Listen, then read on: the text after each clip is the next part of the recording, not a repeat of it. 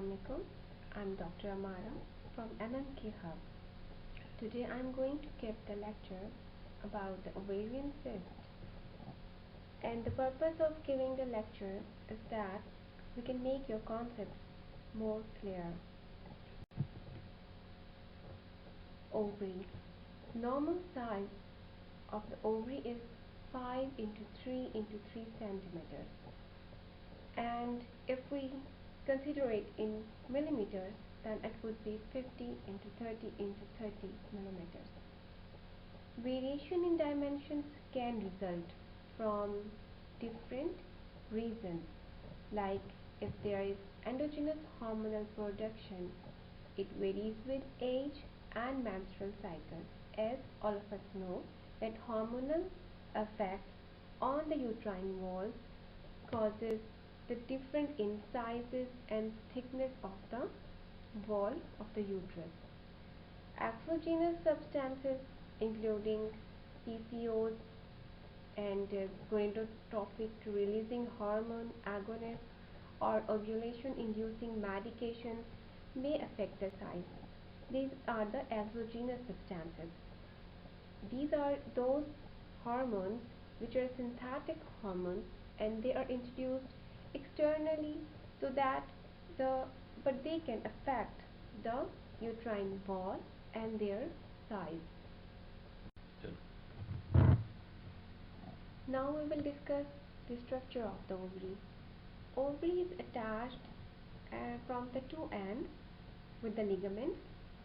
At the one end it is attached with the ovarian ligament and on the other hand it is attached with the meso-ovarian.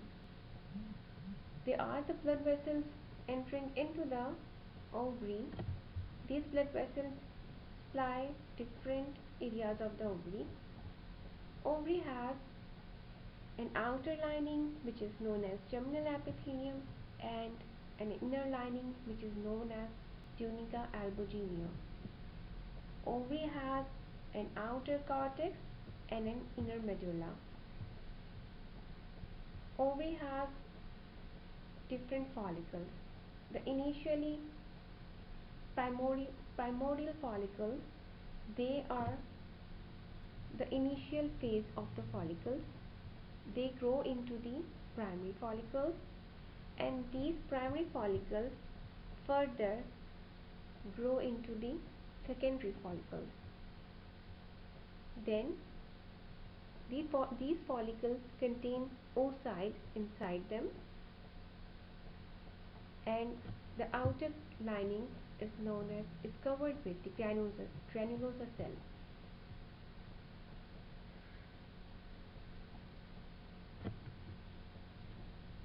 Then the secondary follicles grow into the vesicular Graafian follicle.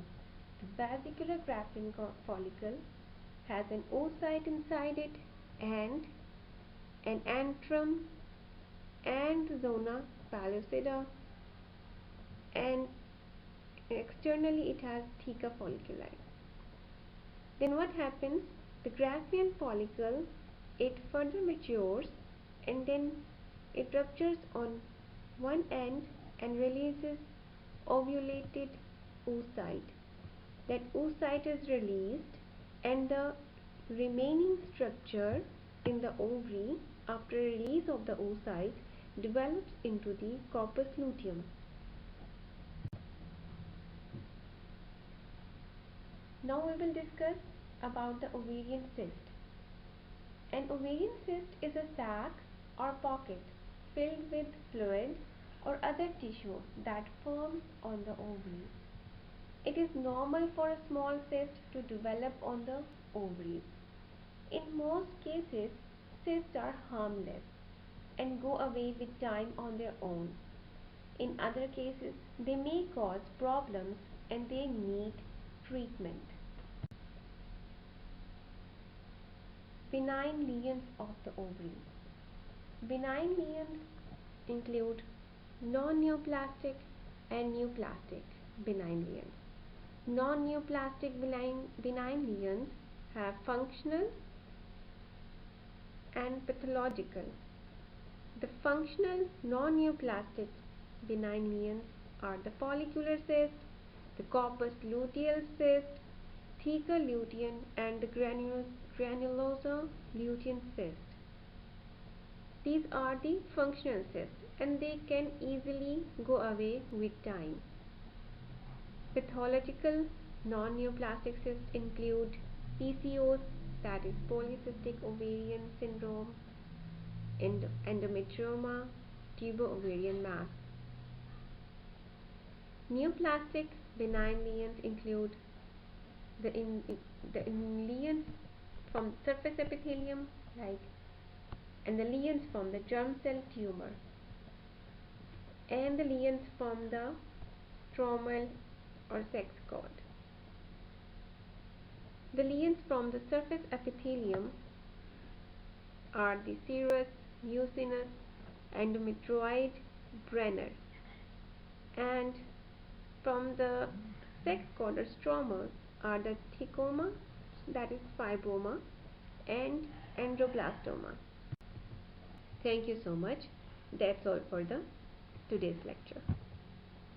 And if you have any queries, you can contact us on the website and WhatsApp group of MMK Hub.